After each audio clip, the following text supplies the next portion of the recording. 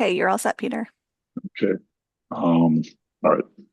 All right. Good morning, everybody. Um, Welcome to the Tuesday, June 9th, 2026 meeting of the Coastal Resilience Advisory Committee. I'm going to do a roll call of everybody here, and then I got to read the script. So, members first, Sarah Boyce. Here. Liz. Here. Doug Rose. Here. Tim Brain. Here. Emily Junkins. Here. Wow, just barely, huh? So, and Peter Brace. Nope. Okay, so then staff, Leah Hill. Here. Intended speakers, Katie Duskin, Arcadis. Here.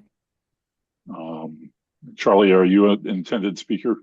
Yes, here. Okay. How do I pronounce your name? Sidoti. Thank you. Sidoti. Charlie Sidoti. Okay. Kate Edwards Arcadis. I'm here. Stephen Brandt, are you an intended speaker? Yes, and I'm here. Okay. Who are you with? I'm with Insure as well. Okay. Rebecca Haney. I'm not a speaker. I'm here supporting the Coastal Resilience Grant Project. All right. Thank you. And Brooke, who is Brooke? Does anyone know? Hello, I'm RJ's intern for the summer, so I'm just tuning in. If you could put your name up there, just go up to the top corner of your screen, the three little dots, and it says rename, and then put your last name on there. It's for the record. And then Patricia Bowie, you're also observing? Correct. I'm with CCM. Okay, thank you. And RJ, are you a speaker? No, he's not. He's not. Okay. All right. Okay. So, good morning. This meeting is being audio and video recorded. Please be aware that other people may be able to see you, and take care not to share your device's screen. Anything that you broadcast may be captured by the recording. Please silence all devices and phones. For items with public comment, after committee members have finished their discussion on an agenda item, the chair will afford members of the public up to 3 minutes to speak. Members of the public who wish to speak must state their name and any affiliations. To give public comment, you must be recognized by the chair and speak through the chair. There is to be no crosstalk with others in attendance. To be recognized for making a public comment, use the raised hand feature by clicking on the React tab at the bottom of your Zoom screen, and then click on the raised hand button. When you finish your comment, please click the lower hand button. It's important for me to note that the CRAC isn't required by law to take public comment. We do so because we need your invaluable input. We view public comment as a privilege, so please remain respectful in your comments and do not disparage other speakers or the members of this committee. Okay.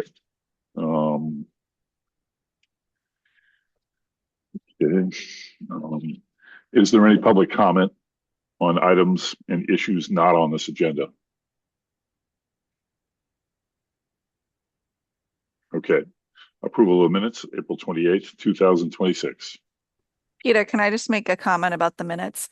So Sure. I edited them, and for some reason, I guess it didn't save. So the ones I sent you have Liz's name twice, and then it doesn't have the link for the recording. So apologies about that. I don't know what happened.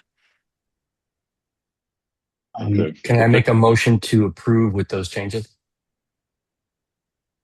Second. The motion by Doug, seconded by Sarah Boyce. Roll call vote. Sarah Boyce. Aye. Liz. Aye. Doug Rose. Aye. Tim Brain. Aye. And Emily Junkins. Aye. Chair votes aye. Okay. We got a lot to do today, so remember, as you're making your comments, if someone's already made the comment or expressed your thoughts, you can say I agree with or I support that. Okay, introductory presentation. I'm sorry. Presentation on the Surfside Wastewater Treatment Facility Dune Restoration, Conceptual Design, and Long-Term Planning Project by Arcadis. by Arcadis staff. Okay. Go ahead, Arcadis. Excellent. Emily, do you have screen sharing ability? I am going to get it pulled up.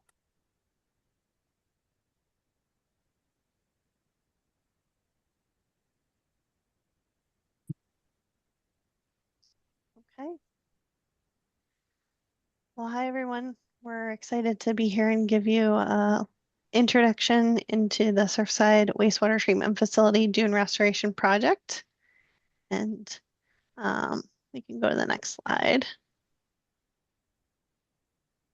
And talk through some project team introductions, the project objectives, scope and schedule, how we're going to get there, and leave some time for questions and feedback. So this is really a great project team bringing together the town. We have Leah Hill, Kevin Manuel, Greg Tivnan, Vince Murphy, Jeff Carlson, and David Gray all working as a team from the Nantucket side. The Massachusetts Coastal Zone Management, I believe we have a couple people on here today. I saw Rebecca and Trish Bowie. Also Steve McKenna representing CZM. And then Emily Carlson is our project manager, Jen Lockmeyer, our project director. And as Katie said, Katie Duskin and I, Kate Edwards, are supporting various technical and stakeholder engagement portions of the project. Project is funded with just under $300,000 in Mass CZM grant monies. $25,000 is coming from in-kind services from the town of Nantucket, and just under $50,000 is coming from cash from the Coastal Resilience Planning Fund. We're really here thinking through this project and potential solutions because the treatment facility, although constructed with about 400 feet of beach between the open sand beds and the ocean, has been experiencing consistent patterns of long-term erosion. And particularly over the past couple of years, it's gotten worse, right? We have 150 feet of erosion occurring over the past 2 years. More than 60 of that occurred over the winter between 23 and 24, resulting in imminent threat to the southernmost bed. I'm sure you've seen news articles, but in this picture, we have the arrow pointing to the fence line of the treatment facility. The bluish green line is running along kind of the wave run-up edge and the edge of the dune. And then there have been active retreat efforts where the treatment facility and the town received emergency permission from DEP to close 3 of those southernmost beds and fill in that bed highlighted in the white square that was closest to the ocean. So Emily's going to walk through kind of what the project scope is and what we're looking at potentially doing for alternatives. Thank you, Kate. All right, I'm going to step through some of the project objectives, how we're meeting those objectives with the project scope and the schedule of how we're getting there. The main project goals and scope consist of an alternatives assessment of engineering solutions to address the erosion patterns along the Surfside Beach adjacent to the wastewater treatment facility. We're looking at feasible and cost-effective alternatives for the town to move forward with.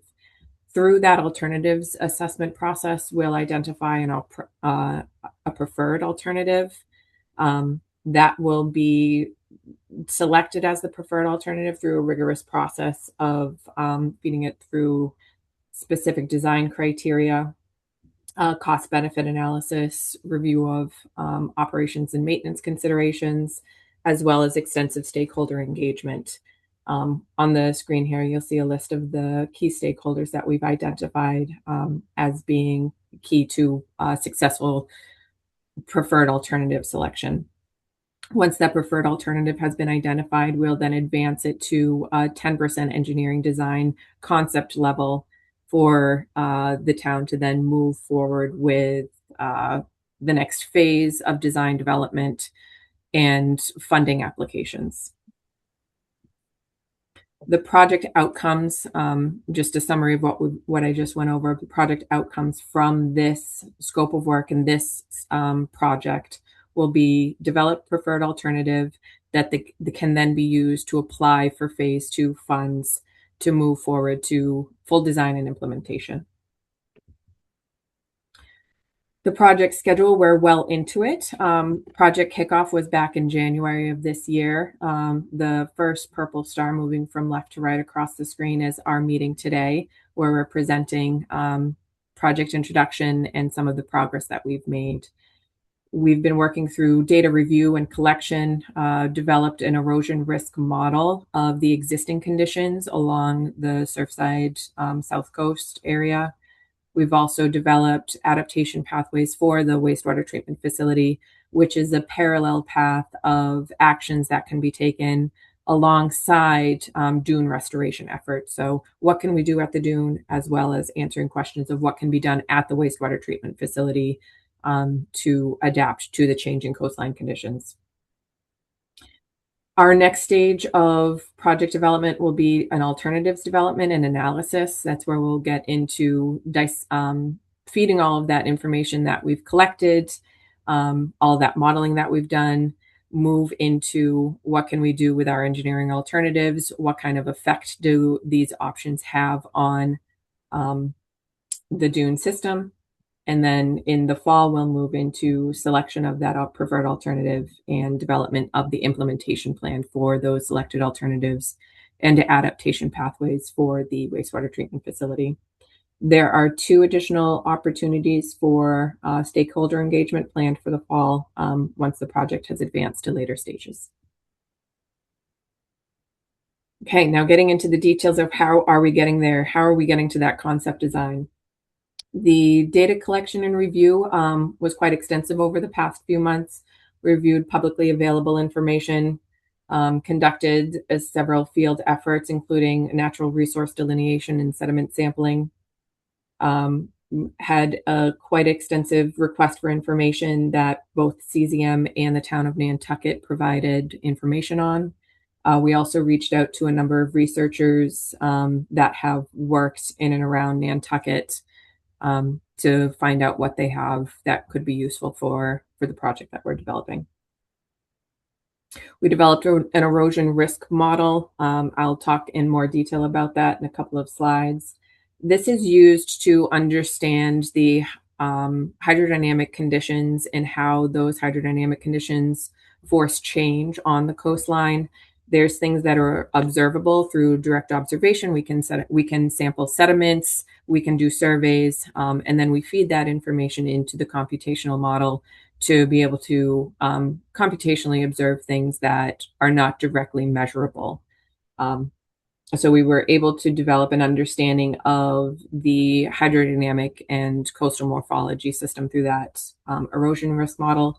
We'll then apply it to all our alternatives moving forward to understand what kind of influence those alternatives will have on the system.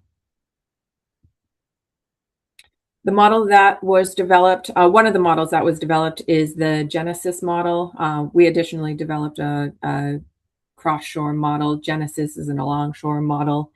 It's used to estimate erosion risk for no action scenarios, helps us develop our mitigation alternatives, and helps to understand the effectiveness of those alternatives. The inputs for that model include long-term wave information, historical shoreline positions, sediment characteristics, and moving forward, the details of the alternatives that we'll be addressing. This image shows the domain of the model inside the blue line. Let me see if I can get a cursor here.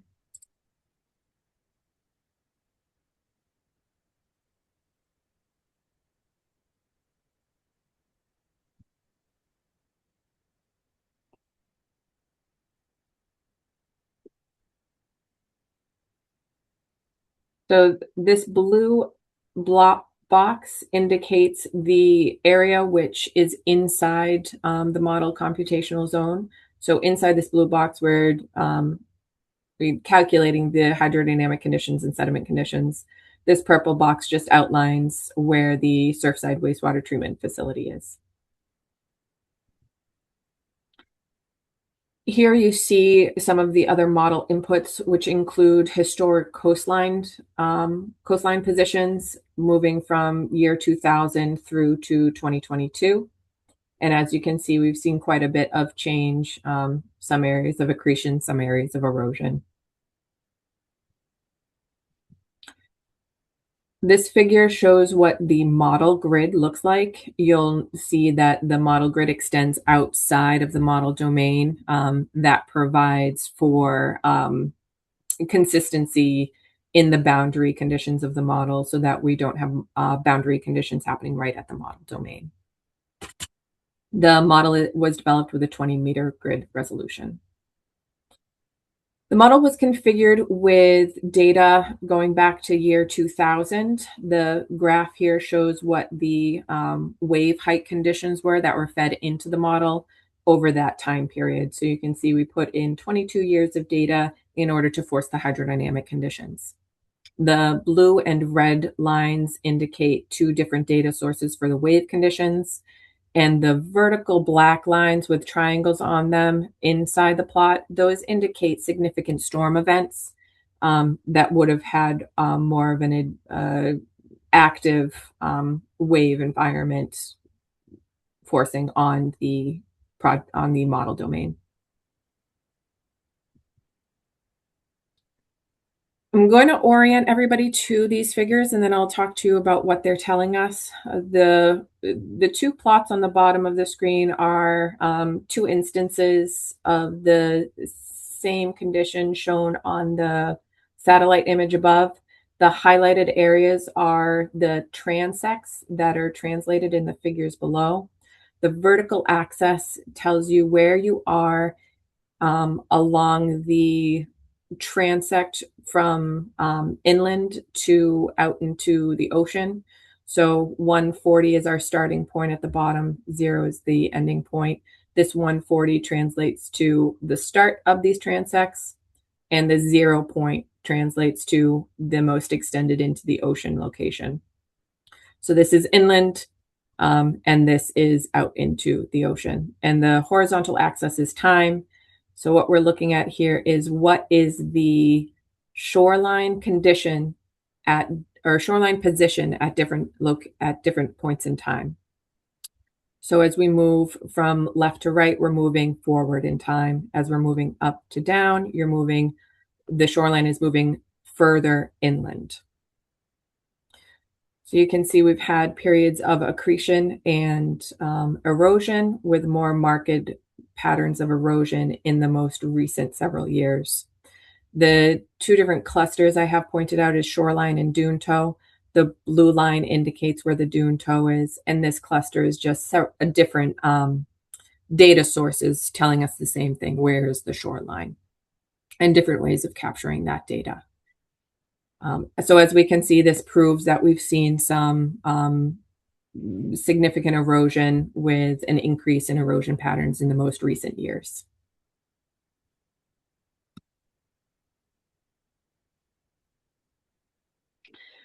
So now that we have an understanding of what we're seeing, what can we do about it? So we're taking the approach of doing an adaptation pathways analysis at the wastewater treatment facility. The way that we think about adaptation pathways is there's 4 pathways that we can take. So we're moving through time, and then some event occurs where we need to start adapting to the changing conditions. The first path is do nothing. The wastewater treatment facility has already started to take action, so that do nothing option has been eliminated. Action has already been taken. The first practice that we take is adapt. We can do a partial retreat. We can protect. And then what's not shown here, but would be the most extreme path to take, would be a full retreat, which would be complete relocation of the wastewater treatment facility to a different site off of the shoreline. The first group of alternatives that I'm going to speak to is our partial retreat, which is the pattern of behaviors that the wastewater treatment facility operators have already taken. So this would be actions like decommissioning open sand beds, relocating some of those sand beds as needed to maintain required capacity based on the Mass DEP permit. And we can also work with Mass DEP to commission to the maximum extent permittable based on their treatment requirements and discharge requirements. We're not going to talk about adapt or protect just yet. We'll get to that in a few slides.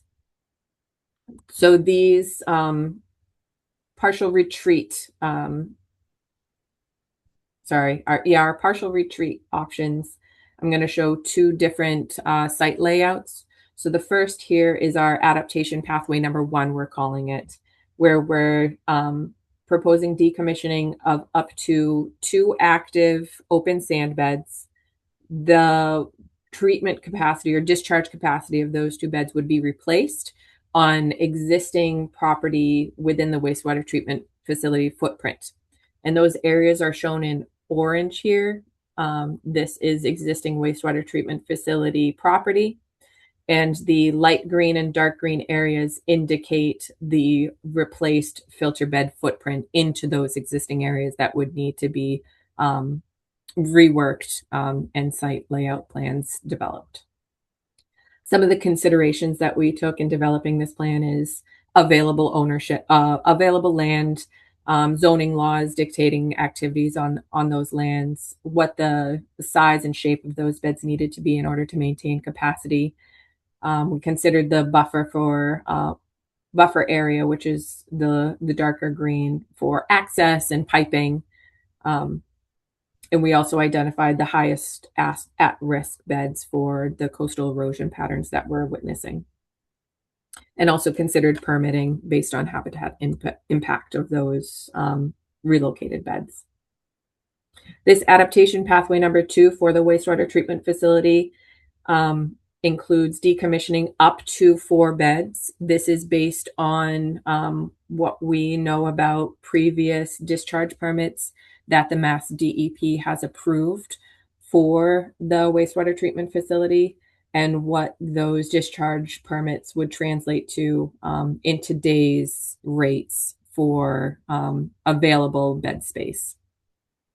There's a bit more nuance to the details of the calculations of that, and we developed a detailed report outlining how this all was calculated. But the beds highlighted in blue would be decommissioned as part of this effort, with relocation not being needed. And this would be something that would need to be fed through Mass DEP and coordinated with them in order to get approval and new permitting.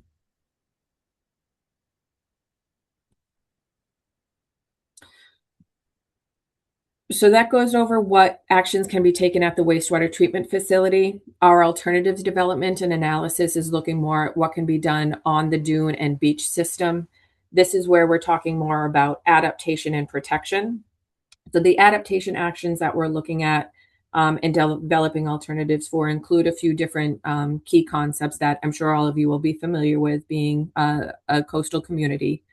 We're looking at beach nourishment, dune stabilization efforts through planting plans to create a natural resilient system of that dune system.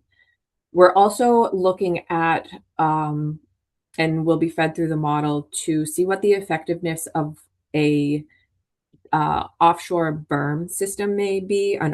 So using sediments to develop a stable berm and a feeder berm within the beach active resuspension zone, so that feeder berm that would be in a submerged area just offshore would feed sediment into the beach and provide a source of sediment. And if all of those dune restoration efforts are exhausted and erosion continues, we are also looking at a future scenario where bulkhead protection may be required within the footprint of the wastewater treatment facility. And that would be pursued in the event where retreat and adaptation efforts have been exhausted. I'm going to hand it over to Katie to speak through our stakeholder engagement efforts. Thanks, Emily. So a key task throughout the duration of the project, both work completed and looking into future phases, will be stakeholder and public engagement. And the purpose of these engagement efforts will be to inform stakeholders about the project and to collect input that will shape the future of the wastewater treatment facility. Engagement will take place during 3 events, the first of which is today's presentation. The second will be a community open house in November, and then presentations to you all and to the select board in February. Those final 2 events will take place during the final stages of the project, which is development of the concept design. Next slide, please.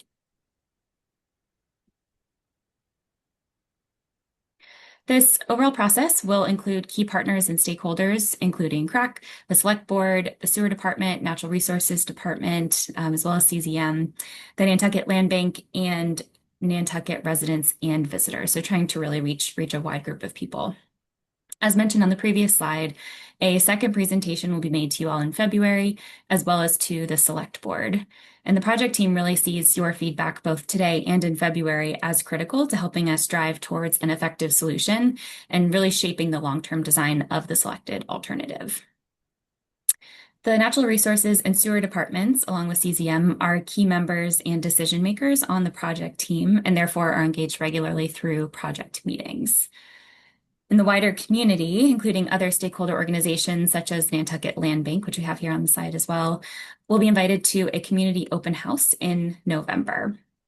At this open house, the project team will give a detailed overview of the project and present the selected alternative.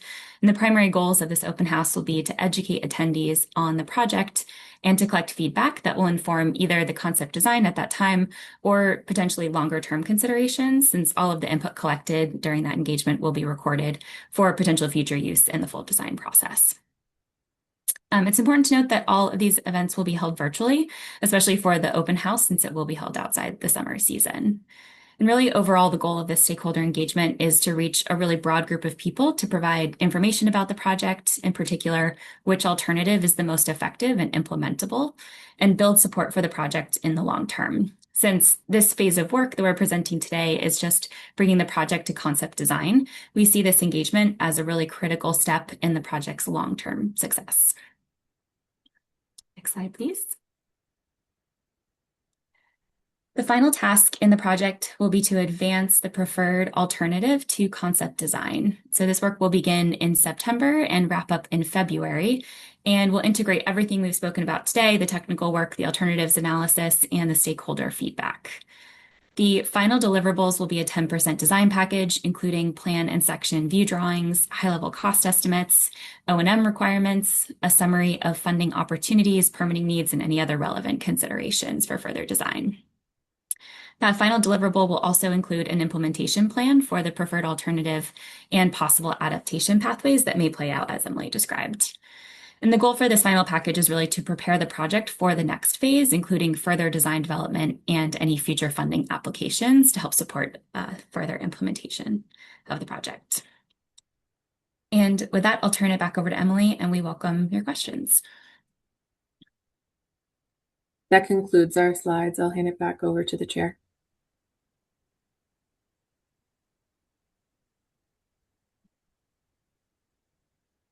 Peter, you're on mute.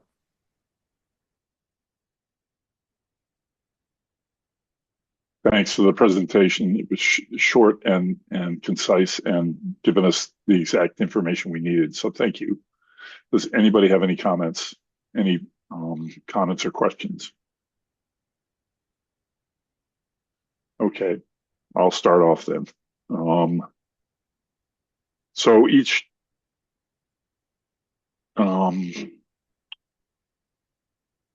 are there lifespans for the projects based on what we see as the erosion rate? I mean, eventually one project is going to fail if erosion accelerates. I'm just wondering how many years out that we then have to go and decommission more beds and move more space. And off of that. How much more where you showed in light green the place where you could have new beds, is that the extent of where the new beds could be? And so if so, then does the I guess it's David Gray that would talk to us, but what other potential places on the island would a sewage treatment plant go? And that makes me think, well, could the Sconset sewer beds handle the overflow? So anyway, I know that's a lot. Yep. So I heard 3 questions, and I'll address each of them individually. The first is the timeline of the actions that can be taken for the alternatives and the adaptation pathways that we're developing. That will be a key part of our final deliverable, is that implementation plan. That's where we'll step through what actions should be taken at what inflection points of erosion. And a key part of that, a key part of what can be done at the wastewater treatment facility will be dictated by Mass DEP, which is part of our next steps. Will be engaging with those regulators to start the conversation over what actions would be permittable based on the discharge permit that they provide to the wastewater treatment facility. So that deliverable will answer that timeline question for you in detail. All right, thanks, Emily. Yeah, and the extent of retreat that can be taken at the wastewater treatment facility, that is those areas that were highlighted in orange. That's the extent of the available area currently at the wastewater treatment facility. So any other additional retreat would require land acquisition. Okay, thanks. Yep. And then the last question I heard was relocation of the whole wastewater treatment facility to another location on site. And I will give that question to somebody else, as we're not looking at it as part of our specific scope of work. So I don't want Arcadis to step into a question that's more of a town consideration. Okay. Peter, I can address it a little bit. All right. So there's a lot to go into, if that whole facility and all those beds are relocated to somewhere else on island. We need to think about, the available lands that we have, which apparently is less than 4%. So it would require significant acquisition. It would require redoing probably the pump stations that are around the island and all of the, sewer, different pipings and all of that. So we're looking at like probably billions of dollars if that facility needs to be relocated somewhere else. That's not part of this project. We're trying to, use the coastal resiliency methods of adapt, retreat where we can in place, and then protect as well. And then before I go to Sarah Boyce, I just want to say that you have a bulkhead suggested, and I don't know if this applies to the town, but hard structures are prohibited in the state of Massachusetts unless they are protecting something that is a historic structure built before 1978. So that's a factor, and usually that's applied to, houses. Maybe there are historic buildings, of course, downtown along the shoreline, but I'm not sure that the the treatment plant is considered a historic structure as well as the beds, so that might not be an option. And maybe I would cede to Tim Brain when it was his turn, but go ahead, Sarah. Yeah, thanks, Pete. Thank you so much for the presentation. I really like seeing like the stepwise and combination of methods to be used to hopefully save the sewer beds and buy us time as we're kind of considering other things too. This was just a general question, and maybe this is for further down the road, but in the consideration of moving some of the decommissioned beds, I noticed I know there's a line that this the bed cells were reduced in size to kind of make them fit with the available landscape. Is that in terms of talking with like the sewer department and David Gray or even DEP, is that an allowable size for functionality? I don't know enough to know if that's like geometrically it totally works, but I didn't know if that works also for the function of the sewer beds. That's a great question, Sarah. And that would be something that would need to be modeled as part of advanced design. This is purely site design concept level at this point. Great, thank you. Yep. All right. Thank you, Sarah. Go ahead, Tim. Yeah, just to answer your question, I don't know if there is a scenario where Concom could permit hard structures for this particular case. I'm just not sure. So I can look into it, but I don't know offhand. I had a question though. Could you explain to me a little bit about the offshore berm, how it gets installed and how it works? Just briefly, I'm just ignorant about it. Yep. So the way it works is it's mimicking a natural system that we see on coastlines all over the world. Is just installing that same natural system here. It would be a dredging effort. So we'd find some sediment source and dump it in the offshore area inside the extent of the depth of closure. I'm not sure if you're familiar with that term, but that's the area where regular wave action suspends sediment still. So that berm would be placed within that area of active suspension. So that sand source would then be picked up by the natural wave system and moved onshore over time to feed the beach naturally through that natural berm system, or mimicking a natural berm system. Okay, thank you. Yeah. Thanks, Emily, and thanks, Tim. Are there other questions and comments? Liz? Thanks, Peter, and thank you, Arcadis, for the presentation. Just to make sure that I understand, is one of the alternatives that you showed decommissioning some of the beds and also not creating new beds? Correct. That's one of the adaptation pathways, the partial retreat pathway that we're looking at for the wastewater treatment facility. And that would be something that would need to be closely coordinated with Mass DEP. The capacity under that scenario is something that we've seen permitted in the past at the facility. And we're just going on the assumption that that would be permittable again today based on the natural infiltration patterns at the facility. But that would need to be coordinated with DEP before it could be pursued and implemented. Great, thank you. And then for the preferred alternative development, would you be looking at just like one of these strategies that you kind of just outlined, or could it be also a combination of strategies for the preferred alternative?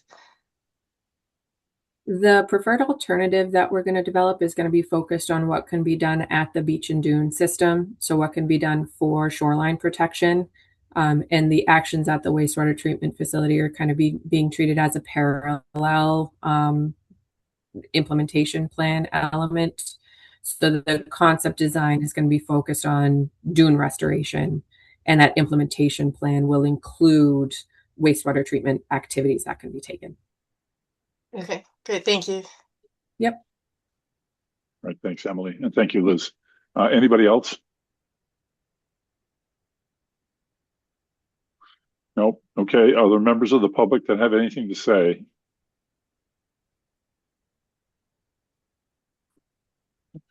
Okay. Thank you, Emily. And thanks, Kate. Appreciate the presentation and your knowledge in answering the questions. And I know we're going to be seeing you guys again, so be ready.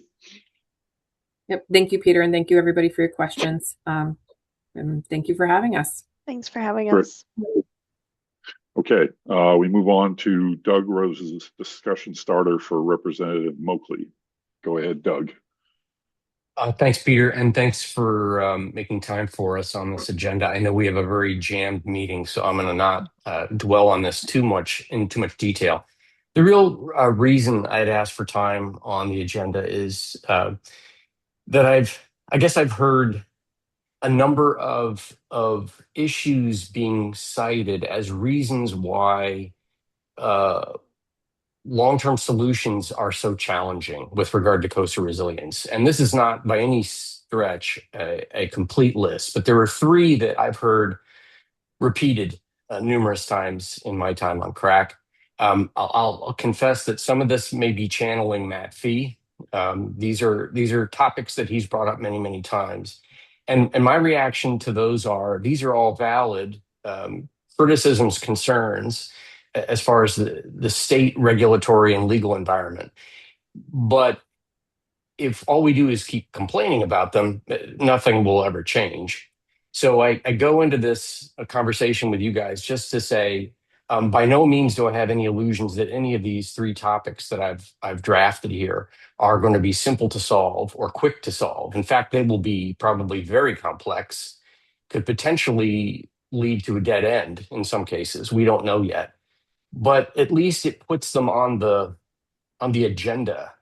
And my thought is that perhaps CRAC, being of all the town commissions, committees, boards, has the longest horizon in terms of planning, right? We are thinking in decades as opposed to months or years. And as such, I think CRAC would be the right organization within the town government to recommend to the select board that they raise these three topics, maybe two of them, or maybe five of them. We don't know what the total list would be, but I've got three here to discuss. Raise these as issues with Representative Moakley and Sear, our state representatives, so that they can begin to be worked through at a state level. So I'll just really quickly tick them off, and then I'd ask for your collective feedback on that. The first one is the issue of road discontinuance, and it's a topic that has been brought up in past discussions around a number of different areas on the island. But I think the root issue here is one that's not unique to Nantucket. It's an area because road discontinuance is so complex and so fraught with legalities and what have you, that it puts municipalities like Nantucket, and I imagine many on the Cape as well, in a real state of jeopardy.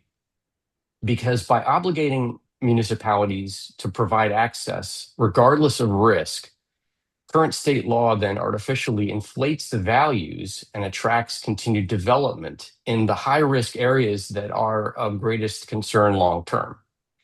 And so if the state laws remain as they currently are and have been for decades, municipalities across the state, including Nantucket, will face unsustainable fiscal jeopardy because as the coastline is retreating, the town's obligations don't stop. And that puts us in a real bind as a town.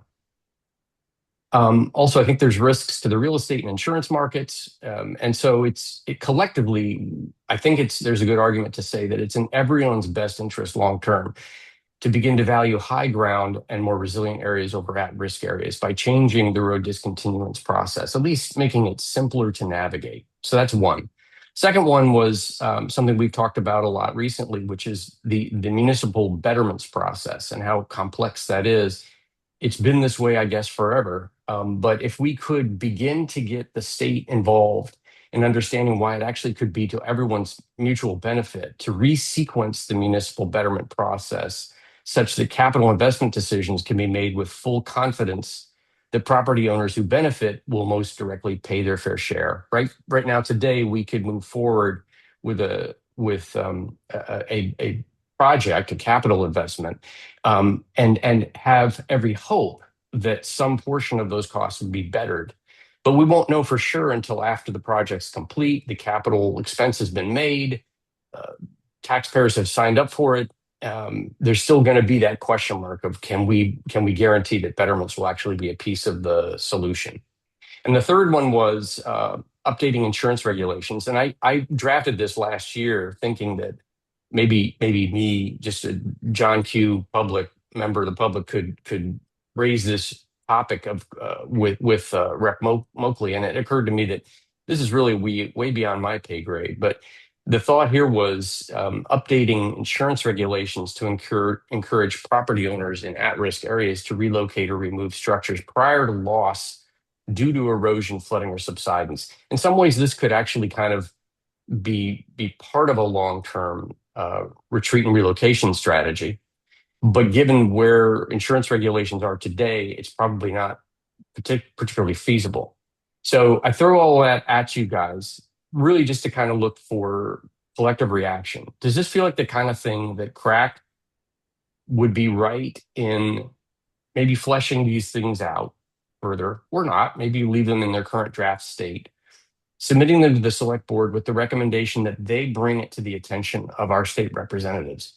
Because I think a letter from the select board carries a lot more weight, frankly, than sort of random suggestions from the public. So I'll pause on that. Any comments? I'd be thrilled to hear. Thanks. Seeing no hands up yet. Well, I see Leah, but I want to say before I forget it, that if we proceed, I say we take each one of them at a different meeting so that we don't just spend 5 hours going back and forth. But I think, I don't think it can hurt for us to flush them out and make a recommendation to the select board, and the select board can bat it back to us and say, no, we're not doing those things. But at least we can. It's our job to recommend and say, this is what we think we should do. This is something, these are things that we've thought about, and we may modify them as they go along, but I think they are things we should proceed with. So go ahead, Leah. Thanks, Peter. Just a couple of comments. The road discontinuance, I totally agree.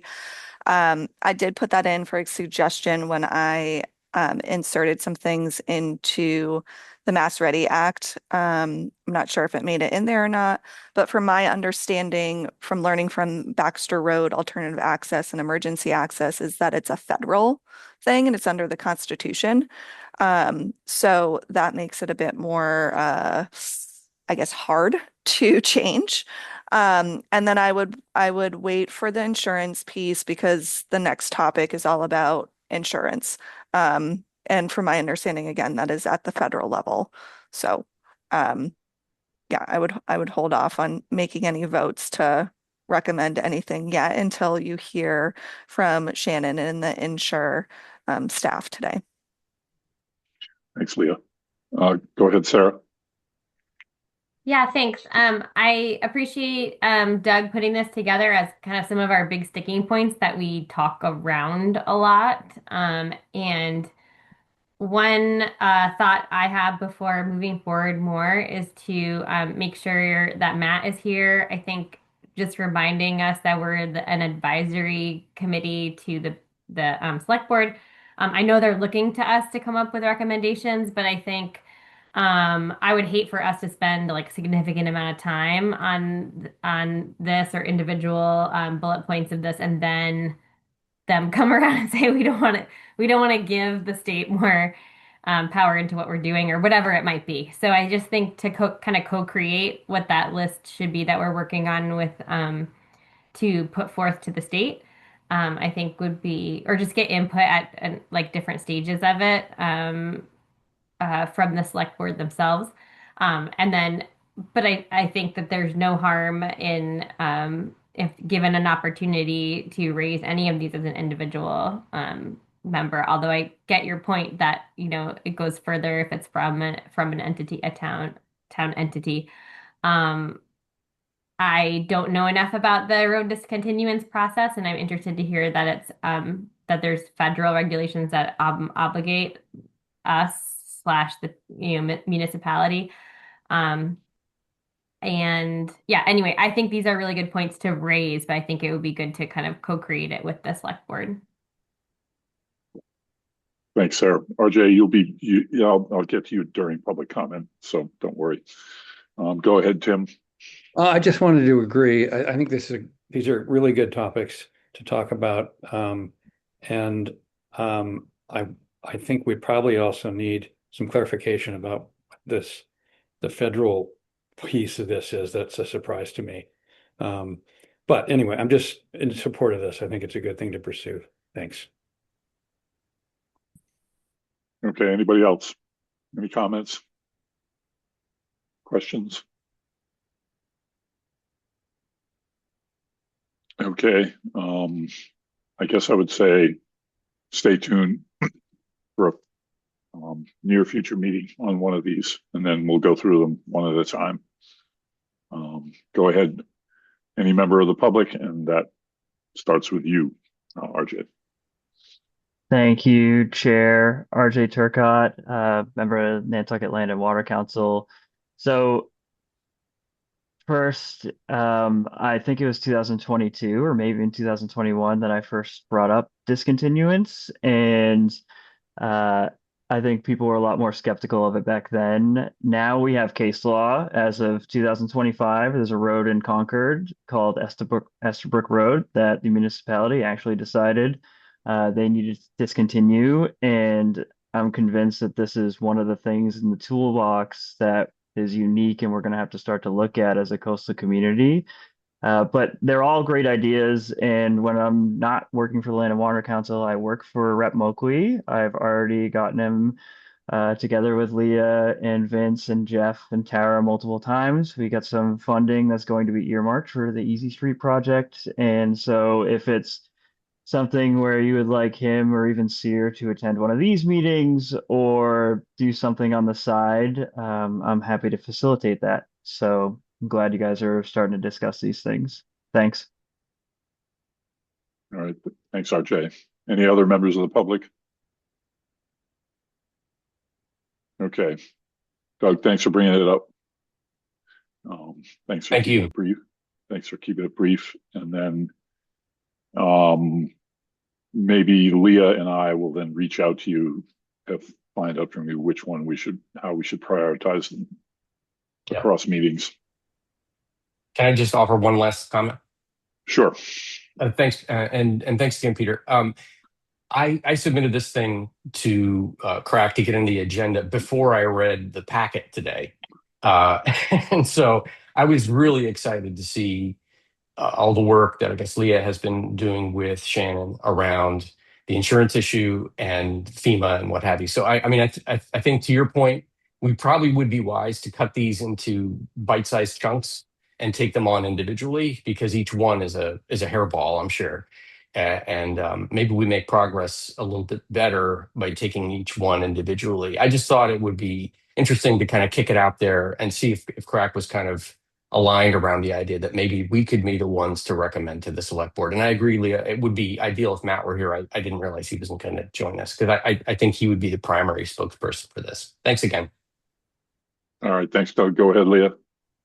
Thanks, Peter. I just wanted to ask the committee if, usually the meeting ends at 12. Are people available to stay a little bit after if any of these topics go past, 12, which is basically in an hour? Okay. So it looks like we wouldn't get quorum or keep quorum. Okay. So, with that, I would say the meeting at the end of June. Well, let me introduce this. So, Shannon and Charlie and Steven from Insure and also Woods Hole Sea Grant are going to be speaking about insurance. And then the next agenda item is Shannon again, giving an introduction to the higher standards, which we've been talking about for, I think, over a year now. And the hope is that in July, I believe July 14th, is the Harbor Forum that the Nantucket Land and Water Council puts on. And they want it to focus about coastal resiliency and about the higher standards and kind of use it as an introduction to the community for feedback. So they're hoping to work with CRAC and that you guys will attend to help facilitate that. So I don't know if we'll make it through today, but I think probably at the end of the month, that meeting will be focused on which pieces of the regulations to actually introduce to the community for feedback. So we'll kind of see how far we get today. And with that, I'll pass it back over to Peter. And so Leah will then Shannon be available if we can't get to number 8 for the second meeting this month? Shannon, I think you texted me that you will be available, or after 11 you'll be available. Yes, I'm running another meeting myself at 10, but that should end at 11. So as long as we can start that piece at 11, then that's fine. Okay. I'll just adjust on the fly today with how much time we have. Okay. Thank you. Okay, so introductory presentation and discussion on flood insurance and insure with Shannon Holst, floodplain and CRS specialist at Cape Cod Cooperative Extension and Woods Hole Oceanographic Institution, Sea Grant, Steve Brandt and Charlie Sidoti from Inshore. Go ahead, you guys. All right. Thank you, Peter. Good morning, everyone. So I'm Shannon Holst. I'm floodplain specialist with Barnstable County and also Woods Hole Oceanographic Institution, Sea Grant. I've been with you before. So normally we've been talking about bylaws lately, but we're going to start with insurance first. So I'm going to set it up basically the way it works right now. And then specifically looking at the flood pieces, and then Charlie and Steve are going to talk to you about an alternative approach that they have come up with. So I'm just going to share my screen. And I'll put this in. Can you all see that in the full screen mode? Yes. Okay, great. Thanks. Okay, so I just want to go quickly through some basic flood insurance basics. So the National Flood Insurance Program is really the foundation of flood insurance. So quick background in the NFIP, the National Flood Insurance Program. So it was established in '68. We'd had some very active storm decades. The private market exited, or private companies exited the insurance market, the flood insurance market, because it was a bad deal for them. Only the people who needed flood insurance were getting flood insurance, and they were losing money on that. But the federal government was spending too much money on storm recovery, so they said, let's create this insurance program so that the people who are in these hazardous areas are actually paying for this. So that's how it started. It was created by Congress. It's administered by FEMA. So Doug talking about changes to insurance within the flood insurance framework. It literally takes an act of Congress to change it. So that might be a little bit of a challenge right now, but I love the idea, and it's a good idea.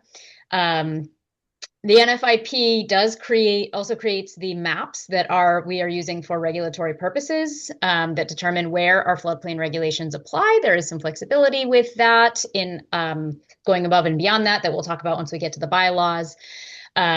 And then also the NFIP creates minimum standards that are the same nationwide. So again, takes an act of Congress to change, or it could be a FEMA action, but typically an act of Congress for something like that. As an FYI, Nantucket has 850 policies, National Flood Insurance Program policies, with an average annual cost of about $2,800. That does not mean those are the only flood insurance policies on Nantucket. There is also a private market that we will talk a little bit about, but a lot of the policies come from the NFIP, so that's still very informative. One important thing that drives a lot of National Flood Insurance Program participation is called the mandatory purchase requirement. This says that any federally backed mortgage located in a FEMA designated floodplain must maintain a flood insurance policy that meets certain coverage requirements. So that's how a lot of people ended up acquiring flood insurance, because they were forced to if they wanted a mortgage. These NFIP policies automatically meet the requirements. Private market policies sometimes meet those requirements, but not always. And the coverage has to be at a minimum, the remainder of the mortgage. And sometimes, given home values, especially on Nantucket, sometimes supplementals are needed there as well. a little bit of information about the rate structure of the NFIP. So there were rate overhauls by Congress in 2012 and 2014. The intention was to correct for undercharging older subsidized homes. So basically, any homes that were built before the NFIP went into effect were charged a much lower rate. On average, it was about half of what they should have been paying. Those were, I forget the exact percentage, but they were a large number of the claims, have been a large number of the claims. So it just didn't make sense for them to be paying so much less. So Congress is trying to correct that. Most primary homes, they are paying a maximum annual increase of 18%.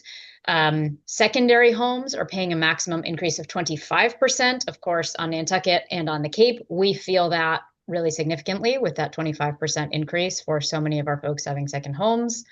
The largest increase is on houses that were built prior to June 3rd, 1986 on Nantucket. That is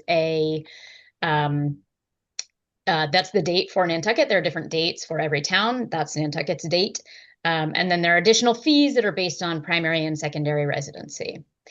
In 2022, the rating was overhauled by FEMA. So one is how much people are charged. That's the first thing that Congress addressed. The second thing here is how people are charged, how they figure out risk.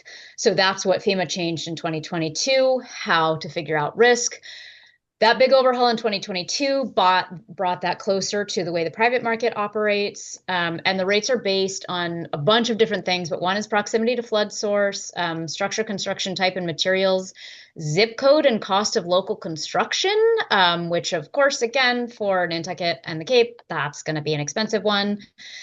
Which means our rates are going to be higher, elevation above grade, location of utilities, and status in the community rating system. So basically, does your town earn a discount for everybody in the flood insurance program or not? So this is just to give you an idea of how the rate structure actually works. And then there are these write your own companies. This is how the program is administered. Private companies are hired by FEMA, contracted by FEMA to administer the National Flood Insurance Program. But they're different from private companies offering their own flood insurance. So these companies write your own that are contracted by the NFIP, handle claims and payouts. They use their own adjusters and staff. They get paid a certain amount by FEMA to do this. There are some common companies listed there, Wright Flood, the Hartford Selective, there are a ton of them. They do not set the rates. The NFIP sets the rates, so all of the rates should be the same. So if you're thinking, wait, but I have flood insurance and it's through this private company, how do I, maybe that's not NFIP. You might have to do a little digging to figure out if it is the NFIP or not, but if it is, that private company is not setting the rates. People often think they can shop around and get a better rate. That's not how it works within the NFIP. And then finally, before I pass it off to Charlie and Steve, we also have private flood insurance companies. So they do offer flood insurance totally independently of the NFIP. They've been operating in Massachusetts since roughly 2020. I will admit, I forget the exact date, but maybe it was a little before that, but roughly 2020. So not very long. It used to be just National Flood Insurance Program before that, which makes this whole thing a little more complicated because we did have just National Flood Insurance Program, which takes an act of Congress to change. Now we have that and private companies, but those private companies are regulated. There are state there's state oversight for those private companies, so that might be a little bit easier. But we have two big different things going on here. They have a little more flexibility than the NFIP. It's possible to get a policy that doesn't meet that mandatory purchase requirement that I talked about at the beginning. So if you don't have to have flood insurance because of your mortgage, you can get kind of whatever coverage you want. Again, those rates can adjust independently, no FEMA or Congress involved, only the Division of Insurance. And then there are rate increases caused by all kinds of factors, including risk. And we don't know what their risk assessment is. That's proprietary. But there are a lot of different factors that go into how they assess risk as well, which I don't have full information on because, again, it's not public. So with that, I want to wrap up the flood insurance intro. And I just want to say, you can reach out to Leah if you need my contact info. I just want to say also that there has been a slight change in homeowners insurance. So homeowners insurance does not cover flood or erosion. I should have started with that. That's why flood insurance is important to talk about in this context. However, I have been hearing anecdotally on the Cape that homeowners insurance companies are telling their customers, you have to bring your house up to flood code if you want to keep your homeowner's insurance, even though they don't cover flood, because of their concern about our coastal storm risk, basically. So that's another factor here. So that's how basically, very quickly, how flood insurance works, how the costs are set and everything, and the limited ability to change rules there. So with that, I'll pass it to Charlie and Steve, who have a totally different approach of looking at insurance that might be more helpful here. Thank you. All right, thank you, Shannon.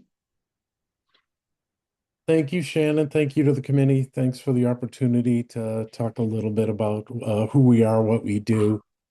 I'm Charlie Sidoti. I'm the executive director of Insure. We are a nonprofit, and we are an innovation hub. And our mission is to how do we make insurance work for everyone in the face of climate change? And this is where I usually go through a number of ways it's not working.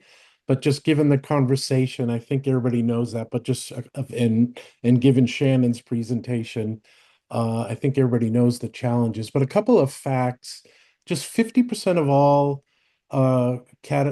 weather-related catastrophe losses are uninsured, and those land on people in the community, the municipality, maybe the state, and up to disaster relief. But it's really an unfunded liability that lands mostly locally. Before I jump into some of the presentation, I want to talk a little bit about who we are and what we're not. Like I said, we're an innovation hub, a nonprofit innovation hub. We orchestrate, which means that middle column, we're not an insurance company. We don't sell insurance. We are not a catastrophe modeler or an engineering firm or a consultancy. We are a nonprofit innovation hub, and we try to bring a lot of the stakeholders together.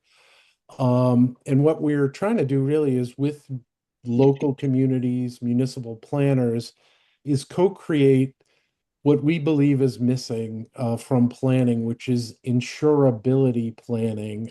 Most of the insurability planning, quite frankly, is done around the federal flood program. But there's a lot more to that, and Shannon kind of talked about that. And we are building an approach that is taking insurance industry accounting to the municipal side to say, how can we look at this from a total cost of risk approach? And the total cost of risk is what you spend on adaptation, how that changes the expected losses that are likely to come through in different scenarios, and what is the cost of risk transfer given a not super transparent insurance market and a fragmented market, as Shannon talked about, where there's federal insurance, but there's also private insurance. They operate differently. And so we are trying to help communities navigate that and integrate this concept of not just managing resilience like the engineering projects we heard about earlier, but also, take the information from those physical adaptation and find new ways to engage with an insurance market, which is a little bit what Doug was talking about. How do we engage with the insurance market in different ways? And we think our specific role is really important because municipal leaders, municipal planners sit at an intersection of three large sectors. There's architects and engineers, there's the insurance market, and then there's just economic development and economic planning, which frankly, they have different strategic priorities. And Doug mentioned the planning horizon for the committee is a long-term planning horizon. Insurance markets have a 1-year planning horizon because their policies expire on an annual basis and they can reprice or exit markets. And I'm talking mainly about the private insurance. They move fast. And they move fast, which can be a very negative thing when they kind of exit. But also, if you engage with them in different ways and you work with them to understand what you're investing in adaptation, they also have flexibility to recognize adaptation measures that they can quantify towards things that they might want to insure. So they can reprice in both directions. But we are trying to bridge that gap to help communicate across those traditional boundaries. And when people talk about an insurance crisis, we think the real crisis is that protection gap that, there's a large unfunded liability around things that are uninsured. But we like to break it down. It is absolutely driven by physical risk issues that need to be addressed through the adaptation projects, whether they're at a home level or a community level or a, like we heard earlier in this meeting. So investments need to be made to bring risk down. You can't insure things that are just guaranteed to have catastrophes. So things like the road discontinuation is a very, relevant topic. But there's also insurance market problems, and not everything is related to risk. Insurance capital is sourced, and this is again the private market is sourced often from reinsurers who are in London and Munich and Switzerland and Bermuda. They don't really know, and they don't have hyperlocal strategy, so they don't understand what's going on at meetings like yours. And so what they do is they fully and quickly recognize the negative things that are happening around climate change and losses, but they don't necessarily incorporate investments into adaptation and the planning that you are doing. So we are trying to look at both sides. How do we work with, lots of different kind of modeling, both engineering and kind of catastrophe modeling to better understand risk at a local level, understand where exactly that protection gap is and where exactly insurance markets are breaking. Sometimes it's a lack of capital, sometimes it's a lack of products, sometimes it's a lack of understanding about the physical risk.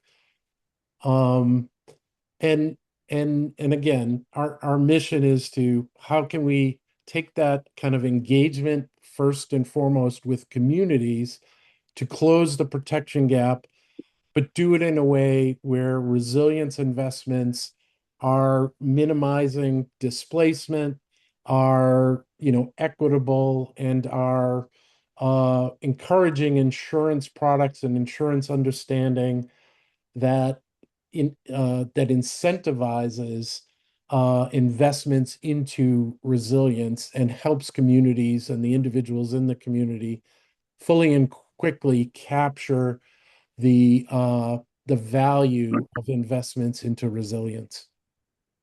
And we think that happens from the community up.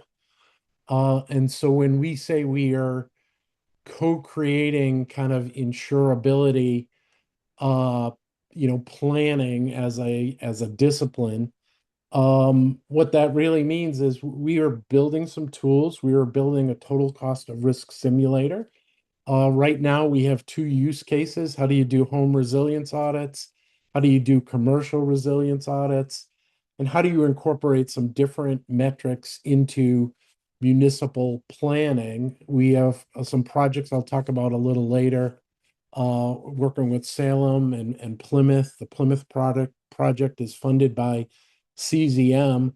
So we are working with communities to understand risk profiles, but understand it in a language that is commonly used in the insurance markets. And it's bringing back, so instead of thinking about the 100-year event or the 500-year event that causes huge damage, how do you take those insights, annualize them, and then look at them like, asset by asset in the community, building by building. So have a not a better, but a different understanding of the physical risk, and then bring your understanding to a more productive engagement with insurance markets. And that can be existing markets. So we are starting a program where we are bringing innovative insurance providers into communities, working with communities to qualify them. And qualify them means like, do they have products that actually help you with your municipal economic development planning, resilience planning, and quote insurability planning? And sometimes there are innovative insurers that are willing to work with us, willing to work with communities, and develop solutions that actually are kind of driven by demand need versus, hey, I have a product that I want to sell to you, which may or may not be the appropriate product. The other thing we do is we actually have an incubation and acceleration program where we work with startups in the insurance industry, which are often like individual people that left the big companies, to create new products. And we've had we've had two cohorts, and we're just about to launch a third innovation challenge. Two of the cohorts have been focused on insurance, creating new insurance products that will accelerate the adoption of clean technology. And one has had a variety of resilience-focused startups involved. So we are trying to really do this multi-sided approach where we are working with communities to help them develop capacity on insurability planning, understand their risk in different terms, and have an engagement strategy with the insurance markets. And a lot of what we are doing in our simulator, and we think some key things that communities need to know is obviously what is the risk, but also, who exactly is that risk, and especially the unfunded, the uninsured piece, who does it land on? And that can be tricky. It's often tricky to even figure out who is uninsured and what part of that risk is uninsured. But then once you understand that, what are the implications of interventions? And those interventions could be physical interventions, like the project we heard earlier in the presentation. So if we do this, what is the value in loss reduction, but also what is the value in insurance market engagement? Can we get insurers to come in? And then think through that in an equitable, how does equity fit into this? Which gets back to that, who does the risk land on? Who do those costs land on in any given scenario? Creation Labs is that program where we actually identify gaps in the market, in the insurance system, and say, how do we fill this gap? How do we create a innovative solution? And innovative solutions can be at a product level. It could also be at a distribution level. Maybe the island procures insurance in a group way that gives them different leverage in the commercial process. But it also could be at a capital stack level. Maybe there's not enough reinsurance backing the products that are available, and maybe you need a different pool of insurance. So there's lots of ways to innovate, and our Creation Labs program tries to not just work with existing companies, but say, hey, there's a really big gap here. How can we create a new a product working with the industry? We don't actually build them, like I said. And then our Insurance Loop initiative is a new initiative where we are trying to really wrap some research around insurance transactions that are already happening. So we will work with the community to say, hey, we've worked with the community and also some market providers of maybe like private flood insurance to say, hey, this product might be good for Nantucket. Let's figure out how to do some tests. How can we promote a product, but wrap some research around it? So some questions to the purchaser and also require the insurance market participants to provide some data on the back end that can feed back into the planning process of the committee, but can also feed back into the innovation process of the solution provider.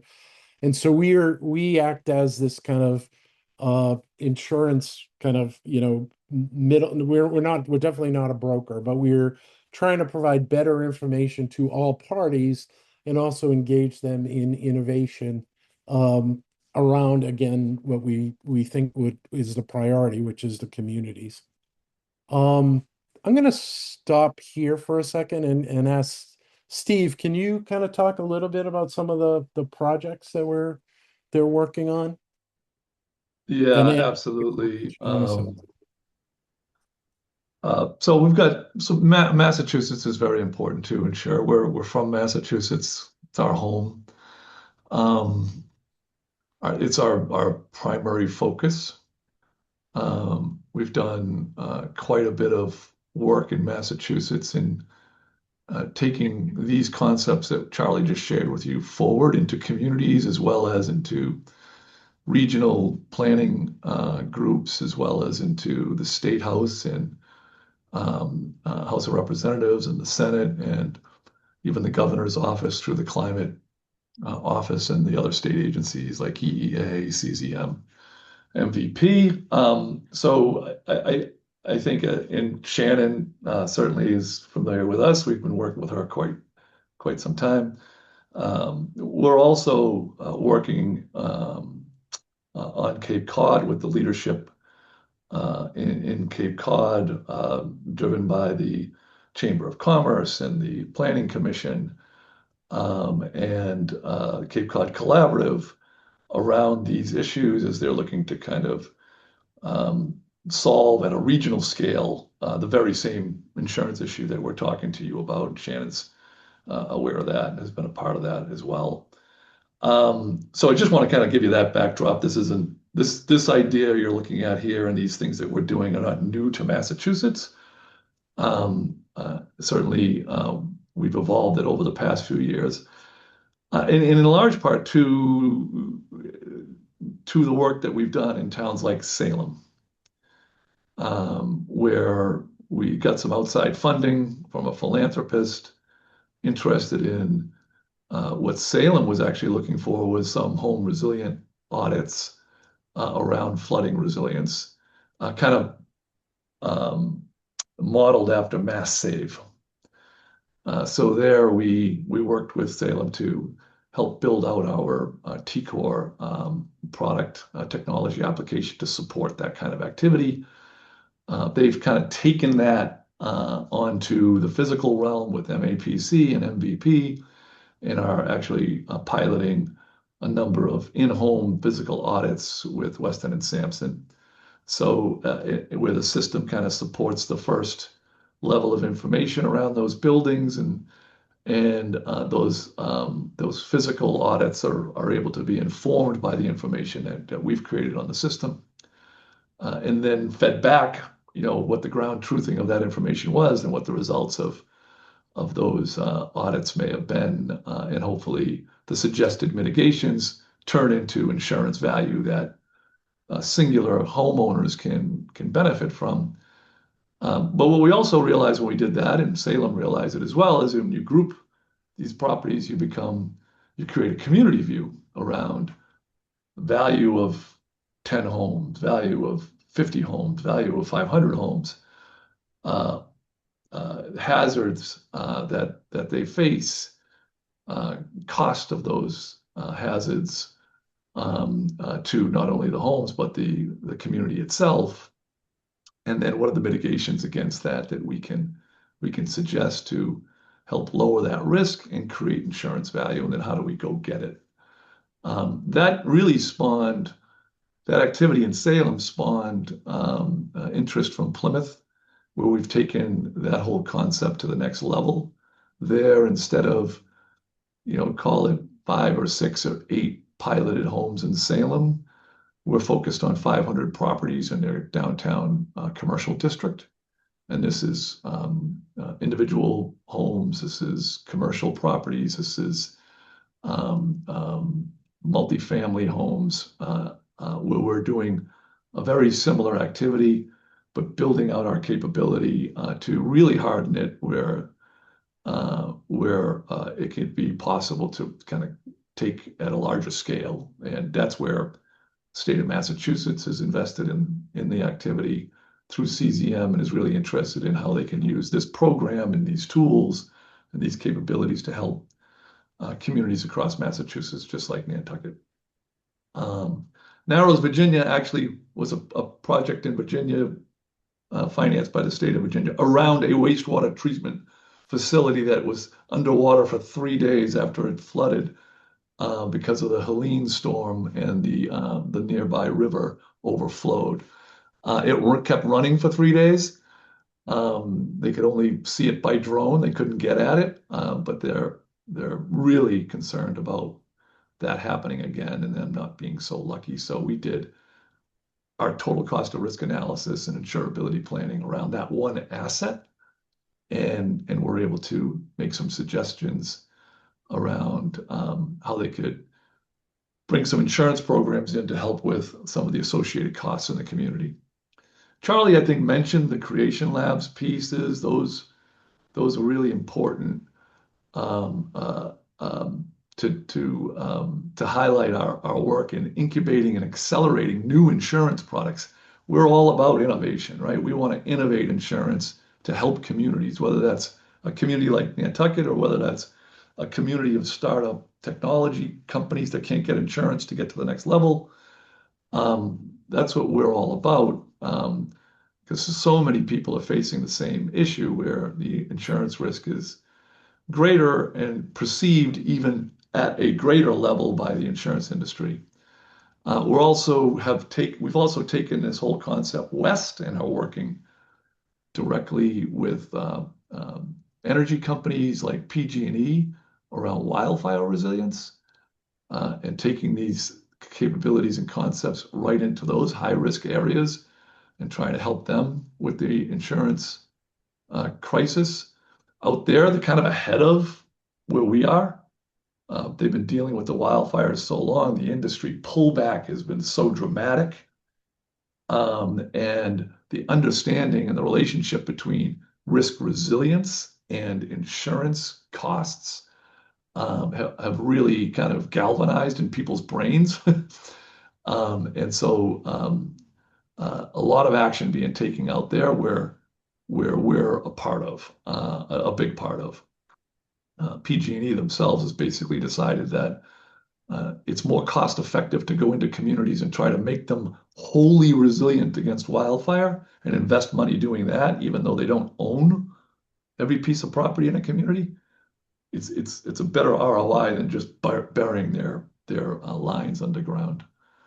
And Weber Creek was a part of that activity. I think I mentioned Cape Cod already. So these are some of the things we're doing. We also have proposals for pilot programs here in Massachusetts, in Revere, in Gloucester, in southeastern Massachusetts around manufactured homes, all who are facing a pullback or increasing rates or pullback from insurance industry and market failures.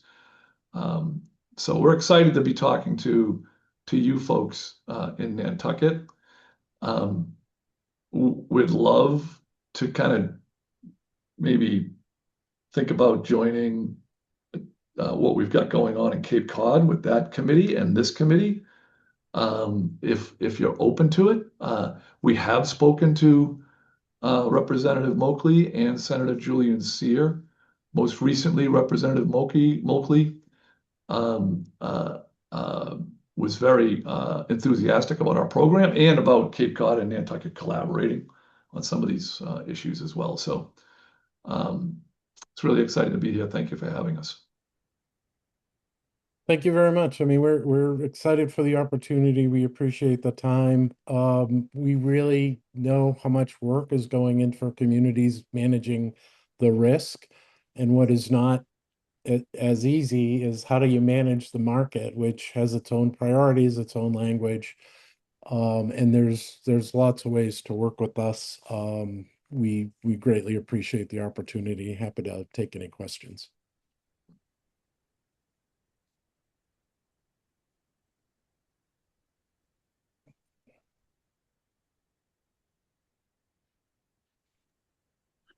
Thank you, Charlie, and thank you, Stephen. Are there any questions or any comments? Leah, go ahead. Yeah, thanks for that presentation. I'm just curious, like based on Nantucket needs, what would be kind of the best course of action that Insure could help with? I mean, I think and Steve jump in too as well. I think it starts with understanding like the scope and range of what you're doing and doing a little bit of analysis on where the market is exactly broken. I'm sure there's the work that Steve kind of talked about in Cape Cod is identifying broadly Cape Cod, including the islands. There's capital constraints. So even if the right products are there, even if things are insurable, the reinsurance market and the carriers, they kind of only put so many eggs in one basket. So we're trying to think through some very big structural market things ahead of time because it's only going to get worse. But then along the way, there's opportunities to say, where does private insurance fit? Like we think NFIP there's a lot of challenges with NFIP, but it's also good in a lot of ways because it is, they price things differently than the private market. So sometimes the private market prices below or above NFIP, and you want to take advantage of the below part.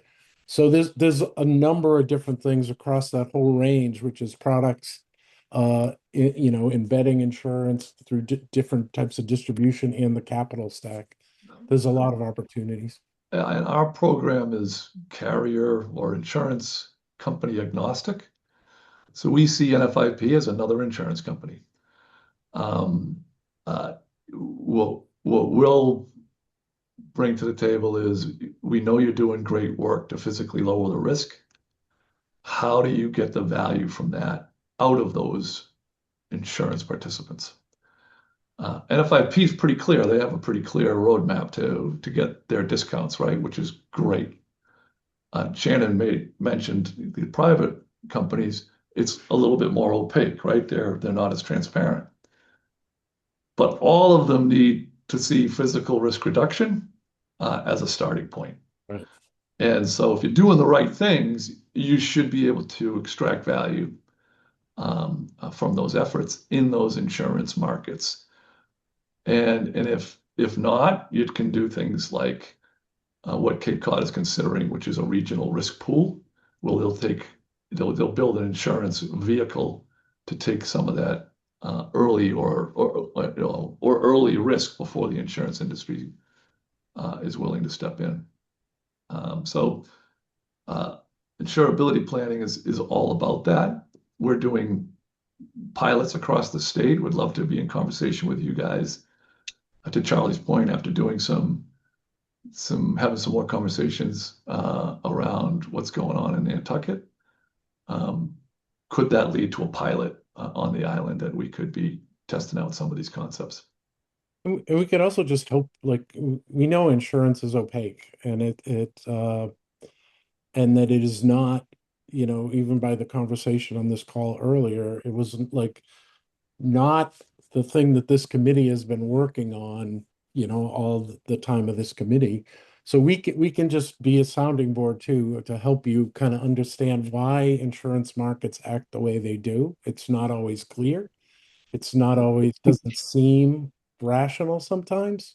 Sometimes it does, but most of my team is decades in the industry, and we can help you kind of get behind that veil a little bit. All right. Thank you, Charlie. Thank you, Stephen. Are there other questions and comments? Are there any members of the public that have anything to say? Okay. Thanks, guys. Thank you. Thank you. I think we'll be seeing you guys again. We look forward to it. Okay. Leah, do we have time for number 8? Yeah, I think Shannon, you think it's fine to get started since it's 11:36? Yeah. Okay, great. Okay, Shannon, you're all set. Go ahead. All right. Thank you. I'm going to share my screen again. Shift topics here. And you can all see that in the full mode? Yes. Okay. Yes. Okay, so I've kind of broken this into 2 pieces. One is to go over a little bit more context. We have talked about this before, but not in a while. So just to remind you where we're at here, and then to get into more details of what's actually in these bylaws and these regulations. I want to start by saying that this is different than what was just passed at town meeting. So the floodplain bylaws that were just passed at town meeting were part of the National Flood Insurance Program because Nantucket does participate in the program. And I mentioned that there are nationwide requirements. Massachusetts statewide, we had been missing some of those requirements. So what you passed at town meeting was just to kind of catch up with what the feds have required you to be doing. So that was mandatory. So now, and that was mandatory minimum standards. Now we're looking at going above and beyond the National Flood Insurance Program at higher standards. So first, community benefits of floodplain protection. I'm not going to go into this.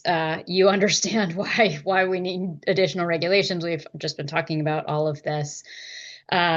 So to give you a little bit of context of where we're coming from here, and I should note this is a project with the Cape Cod Commission and then several other partners as well. So within the Massachusetts Wetlands Protection Act, which of course is managed by our conservation commissions, the floodplain is called land subject to coastal storm flowage, really concise, simple term, LSCSF. So it is a regulated resource area, meaning that conservation commissions have jurisdiction over it, but there are no performance standards from the Wetlands Protection Act and within DEP regulations. So again, jurisdiction, we have the authority to regulate it, but nothing to regulate it with. So the current floodplain protection completely relies on FEMA maps and zoning and National Flood Insurance Program regulations, nothing within wetlands looking at the resource itself. And future risks are also not considered in any of that because FEMA maps are backwards looking. So the state has been trying to address this. Too bad Rebecca Haney left. She's been involved in this at the state level. So DEP did issue draft performance standards, but for public comment, but those have not been promulgated. That was a couple of years ago that they released those. So we have no idea when they will be promulgated. Meaning that once the state does issue those, they will be mandatory for every single conservation commission statewide to implement. So what we've done here is take as much of that as we can and include that so that, you're not dealing with 2 different sets of regulations. We do not know what's been changed since those were promulgated. So there may be a little bit of tweaking when and if those come back out. But in the meantime, we've taken everything from that we can and gone a little bit beyond that in areas we thought could use a little bit more protection. So there's increasing interest to basically deal with sea level rise and add protection, which of course we've just been talking about. So the project that we undertook with the Cape Cod Commission was to create 3 different tools. It started looking at the Wetlands Protection Act and regulations that fit within that land subject to coastal storm flowage jurisdiction, which is the existing floodplain. And then it went beyond that using sea level rise and different regulatory mechanisms. So we're going to get really in the weeds a little bit on our civics class here. So we have first the Coastal Resiliency Bylaw. So the bylaw, that's for conservation commissions to administer. It's within the Wetlands Protection Bylaw. That would allow for a town to expand its jurisdiction beyond the existing floodplain and incorporate what we expect to be in the floodplain with sea level rise. So that's one product. The second product is the Coastal Resiliency Regulations. So the way the Wetlands Protection Act works is it typically has the bylaw and then performance standards or regulations that basically tell you, okay, here's the bylaws, your goal, the performance standards are how you get to that goal. So we also have those regulations, those performance standards to help you reach the goals of the Coastal Resiliency Bylaw. A trick that I'm going to keep mentioning because it's hard to wrap your mind around is that the coastal resiliency regulations can be applied to the existing floodplain that the Conservation Commission already has jurisdiction over. You don't have to adopt the bylaw in order to adopt those regulations. However, if you want to expand the jurisdiction to incorporate sea level rise, then you have to adopt the bylaw. So two different things there. And then there is a companion zoning bylaw as well that just makes sure that zoning and conservation are in lockstep with one another. And then there are also some, I work with building commissioners a lot, and there have been a lot of issues that have come out over the last 11 years that can't really be addressed at the state level, but can be addressed at the local level just to try to bring some consistency and close some loopholes with the building code. It would not be in conflict with the building code. We can't be in conflict with the building code in our zoning bylaws, but it would just help clarify some of those things. So there are some things in there for building commissioners specifically. So, and there are aspects of all of this that have to be coordinated with your building departments as well. So this is definitely a group project. I know we all love those, but it's a group project between definitely you folks, conservation, planning, building, everybody. The sea level, how we incorporated sea level rise into this, we use the Massachusetts Coast Flood Risk Model. That does not mean that you have to use the MCFRM. The language that's in the bylaw says best available data. So whatever that is at the time, that's what you can use. On the Cape, we've created a whole series of maps to make this easier to enforce. We have not created those for Nantucket, but we are happy to work with your GIS folks to explain kind of what we did in order to make it work for the bylaws on the Cape. You can do a deep dive into MCFRM, but basically it goes over it's modeling, different modeling inputs, and uses sea level rise, creates their own sea level rise projections. And there's, whole deep dive you can do into that if you want to do that. Okay, so a little bit more information on the performance standards. So again, they regulate the current FEMA floodplain and or new areas anticipated to be vulnerable in the future. So again, depending on how you want to approach it. These are the real key provisions related to sea level rise. So you also have the option to expand the regulatory jurisdiction beyond that existing regulation of the land subject to coastal storm flowage, horizontally and vertically by creating the Coastal Resilience Zone. So I'm going to pause on that. So we're creating the Coastal Resilience Zone. What we're calling that on a map, and I'll show you that on a map in a minute, that's a horizontal expansion, but we also have some vertical pieces, and this can be very difficult to wrap your mind around. So when I'm giving this talk in person, I'm standing at the podium and I say horizontal expansion is, if we look at the first row of chairs, that's where our floodplain is right now. With sea level rise, we think it's going to go to the third row of chairs. So that's the horizontal expansion that we're looking at. Vertical expansion means that if right now we think we expect flooding to be, say, at my shoulder height, then with sea level rise, we expect that it's going to be above my head.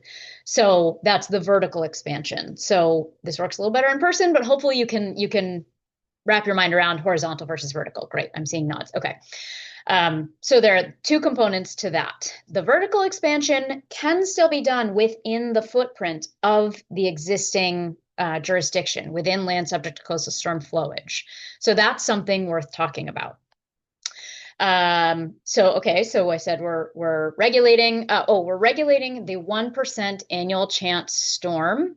That is what FEMA uses to regulate right now. We can go into what that means if you want, but it's easy to just say, okay, that's what it already is. So let's keep it simple and stick with that 1% chance. We already have that modeled with sea level rise. So let's stick with that and make it easy.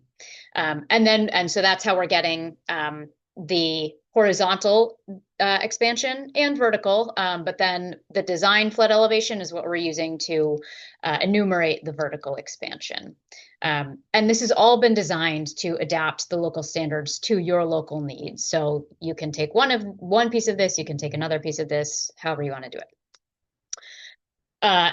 Flexibility to modify in the future is important. So one, we want towns to be able to modify and adapt as scientific modeling of climate impacts evolves. This is actually happening a bit with the data the input data for the Massachusetts Coast Flood Risk Model. So maybe next time we can talk a little bit more about the best aspects of that data to use in order to be most consistent with current sea level rise projections. So we've built it to be flexible so that you can incorporate new data as soon as you want to. And then the bylaw, again, I'm going to keep saying this, you use the bylaw to establish the authority to regulate the floodplain or the coastal resilience zone. So you're defining the area that is, and then you use the regulations for the detailed provisions that are likely to change over time. And an important piece is the bylaw has to go to town meeting. The regulations are just something that Conservation Commission would adopt through the public hearing process. It's still a public hearing process, but it's just through the Conservation Commission, not through town meeting. I'm going to pause on that and see if there are any questions before we get into more details. Any questions so far? Okay, great. Right. Oops. Okay. So, all right. So detailed regulatory discussion. So the way we've broken this out, so I mentioned this a little bit. So we are sticking with, these are FEMA's flood zones. We have to. Again, we've already been over the National Flood Insurance Program and the fact that there are nationwide minimum standards. Those are all tied to our flood zones. We have to keep our flood zones. So we still have to use FEMA's maps. So that's an important complication here, that there will be two sets of maps if you want to adopt sea level rise data. So we have regulations for the V zone, which is where we expect wave heights to be greater than or equal to 3 feet. We have the coastal A zone, which has just started to be regulated in the building code as of last July. So for about a year now, that's where we expect wave heights to be between 1.5 and 3 feet, which still can cause really significant damage. And then we have our, quote, regular A zone, where we expect wave heights to be less than 1.5 feet. And then we have this pink area that we've added to this graphic that's called the future flood zone, which would be the 1% chance with sea level rise. And so this whole area is what we're calling the coastal resilience zone. You don't have to call it that. You can change the terminology. The town of Chatham is actually about to adopt these and decided to call the whole thing the coastal floodplain, which is fine. You can change it for whatever works for you. So there's some additional terminology here too, in case you're familiar with different things. So we have the building code, which uses the National Flood Insurance Program terminology. Then we have DEP, which created their own terminology, which is just more logical than FEMA's. Everybody uses the V zone, which is the velocity zone, that high wave risk area. Then we have our moderate wave action area, which is the same as that coastal A zone. And then we have our minimal wave action area, same as the regular A zone. And then future flood zone was our term, so it's consistent.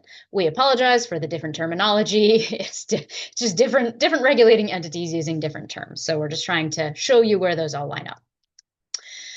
There are also areas that go that are not tied to flood zone. We have special transition areas and redevelopment sites also built into these regulations and bylaws. So this gives you just a little bit more of an idea of what these areas are. So redevelopment sites, as you can imagine, are already developed. And then special transition areas are these kind of, this hashed area where we expect our resources like salt marshes to be able to migrate with sea level rise. And we want to make sure that those resources are able to do that.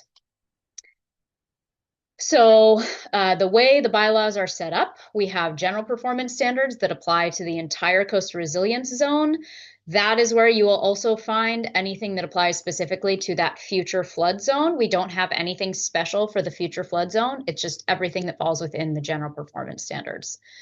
Then we have standards for the V zone, that coastal A zone or MOA, standards for the A zone or MIWA, standards for those special transition areas and redevelopment sites. So that's just to give you a bit of a roadmap for how this is structured.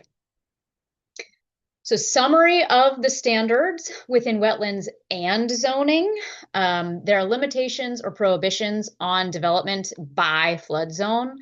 The proposal, again, what we have written in here, you can take it piecemeal however you want to. No new development in V and coastal A zones, no structural expansion in V and coastal A zones, limits on fill, and if you use fill, engineering analyses required.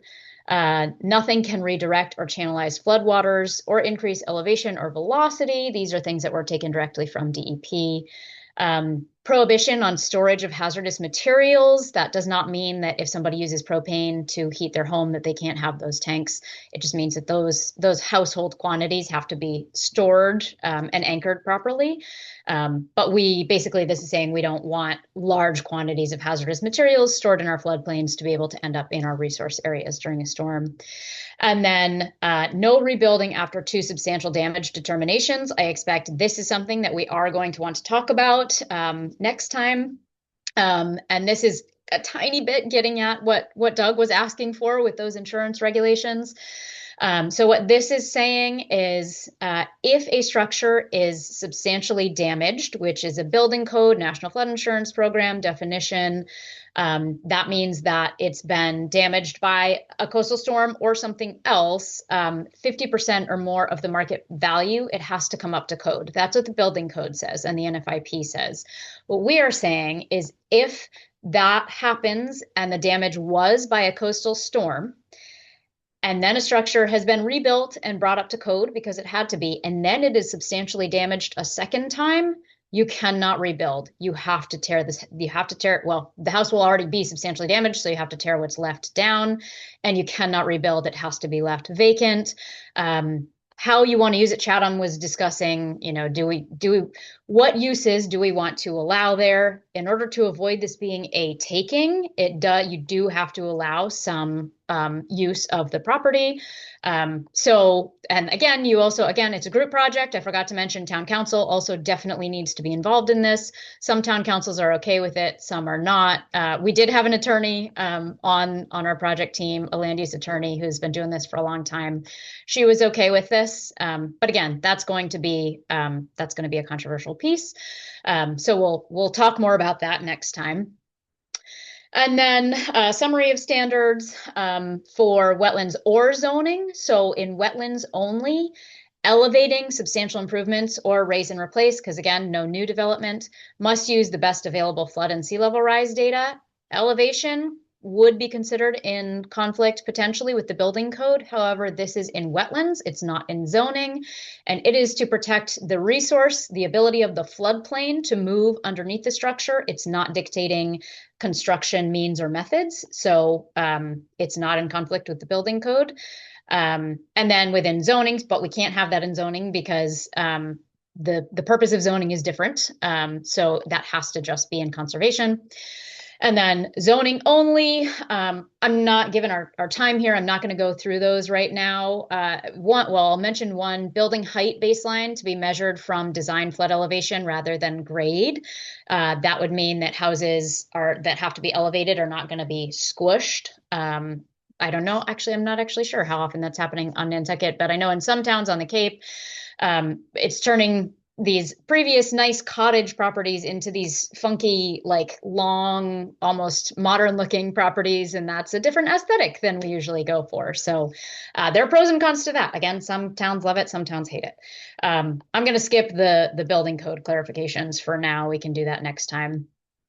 Has anyone adopted these yet? Again, Chatham is about to adopt the regulations coming up at the end of July. Their meeting is July 24th, I believe, where they are hoping to adopt them.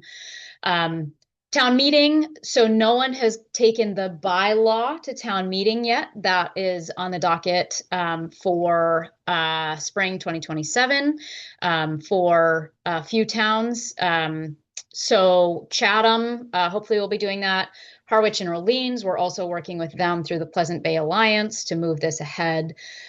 We've had conversations with 9 towns on the Cape, of course, you folks, and 4 towns on Martha's Vineyard. And then Chatham, Mashpee, Yarmouth, and Provincetown have all adopted either some version of higher standards, whether it be before we created these, so their own, or different aspects of these, just 1 or 2 pieces. Again, the models were developed in alignment with the DEP draft regulations. We've got that list right there of the specific provisions that were put forward first by DEP, and we are hoping stay in the DEP regs when and if those are eventually promulgated. So prohibition on development in the V zone and that elevation piece came directly from DEP. Finally, we do have a web page. There's a communications toolkit that could be helpful once we get to pushing this out into the public more. Also, we have maps that we created to make this a bit easier so that you can kind of see all the different zones, and then also how the elevations compare. And then Pleasant Bay Alliance also has a website for this. I think I'm going to stop there. I think that's, yeah, we can stop there. And then we can get into the details next time. But I know we have only a few minutes left, but happy to take any questions.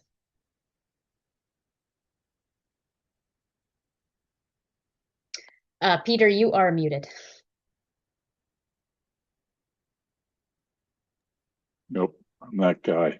So that all looks great to me, and it's a lot of stuff that's in my head about we should be doing this. Let's do it now.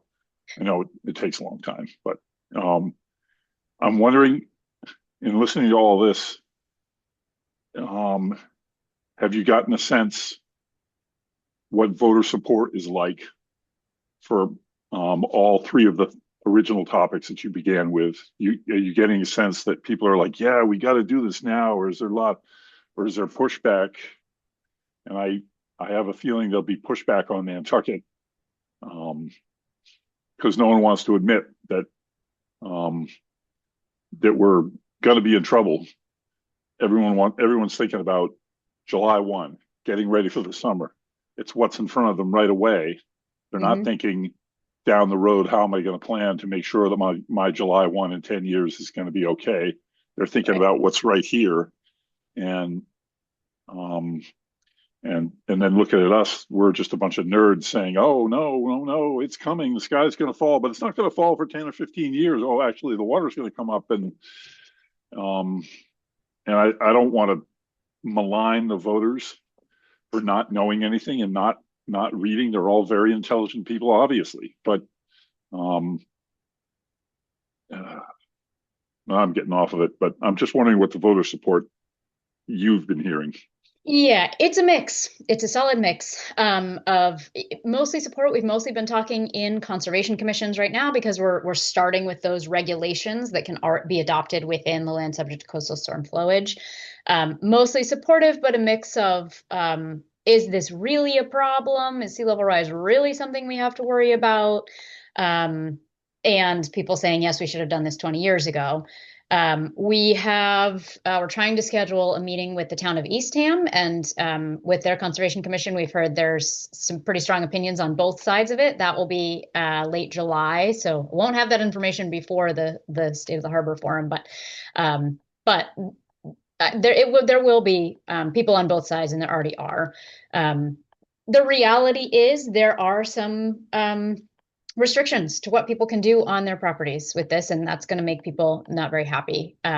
So we have to focus on the bigger picture of trying to reduce storm debris in our resource areas, trying to make sure our community is as safe as possible, and we're not adding more stuff that can become damaged or be damaged into areas that we know are going to experience damage. And I wanted to follow it up.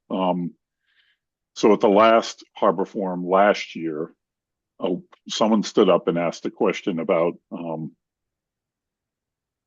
talk was we were definitely talking about fertilizer going into the harbor, and someone asked a question about, well, what can we do? And our director of natural resources, Jeff Carlson, got up and he was the most blunt that anyone's been about this. And he was basically saying, it's on you guys. If you're putting too much fertilizer in your lawn, and you can see a direct result in the harbor. And I've been waiting for that for a long time, waiting for people to actually say it to the people in the room who own the lawns and the properties on the shoreline that are obviously putting too much on there, but it had been danced around. And I thought that was great. So I'm hoping that we tell people what it is directly at the meeting, because you'll see that it's not, the attendees of these forums are a lot of people who own the properties on the shorelines, and not as many year-round Nantucketers, who are people we definitely need to reach. Of course, we need to reach the people who own the properties that are vulnerable, but anyway, anyone else?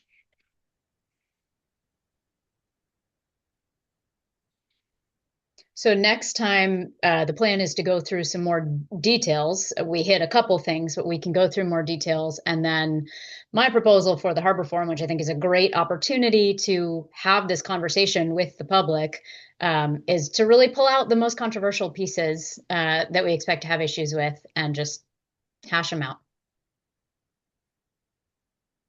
Great. Yeah, looking forward to it. Anybody else? Leah? I just want to add to what Shannon said is, yeah, the next meeting, you all will help figure out which of those pieces to actually take to the Harbor Forum so we can take some action. And if you can read it before, great. Leah has the latest version of these bylaws, so it would be helpful if you have a chance to read them before and have an idea of that. If not, we can go over them. Can I ask a question about the Harbor Forum? Can you hold a minute? I've got Sarah Boyce, go ahead. Oh, sorry, my fault. I'm sorry, I really need to go, and I know as soon as I leave, there's no more quorum. So I apologize. I scheduled another meeting that I have to prepare for.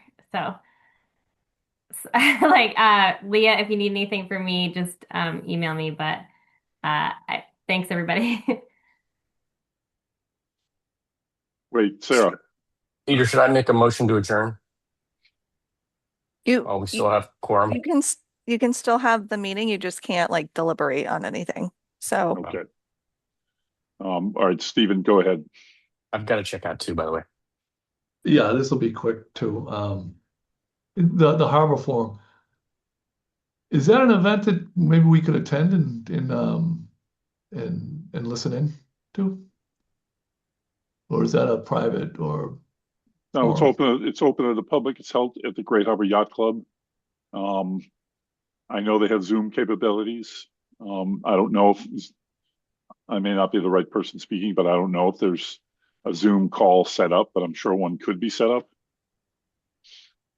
Peter, RJ's here. He could probably answer that question. Okay, RJ, go ahead. Yeah, so you can absolutely attend, and if you want to shoot me a message after this, we can figure out if we can get you through on Zoom if you can't make it in person, but it's open to the public, absolutely. Perfect. That's great. Thank you. Yeah, my preference would be to attend in person, actually. Okay, come on over. Yeah. Okay, so Leah, what do we do about deciding about June, July, August, and September? We're just going to wait for the next meeting, and we're obviously going to have a meeting in June, a second meeting. So we decide about July, August, and September at that next meeting, correct? Yes. Okay, so I guess we'll just go on down the agenda. We won't be deliberating, but we will be just going through the last items. Committee members, coastal resilience recommendations to the select board to be discussed at a future meeting. Hearing nothing. New business, committee and natural resources department reports from planning board, conservation commission, harbor and shellfish advisory board, select board, advisory committee of non-voting taxpayers, and other committee members. have we heard who might be the representative, who might fill Gary's rather large shoes? No, not yet. There is an at-large position open. And so if you know anyone, I'll follow this up with an email, but if you know anyone, have them contact Deborah Goldman. She is the compliance officer out of town admin, ASAP. So that position's open and we haven't gotten anything filled. And do we know, have we ever heard anything who might fill the planning board role? Not yet. Okay. Any representatives of committees or organizations on this committee have a report or anything you want to tell us? No, okay. Discussion of upcoming meeting dates and future meeting topics. Our next meeting is June 23rd at 10 a.m. 2026 on Zoom. Okay. I'll take a motion to adjourn. Oh, well, it's already adjourned, but if we lose quorum, do we have to adjourn, or is it adjourn when the first person leaves?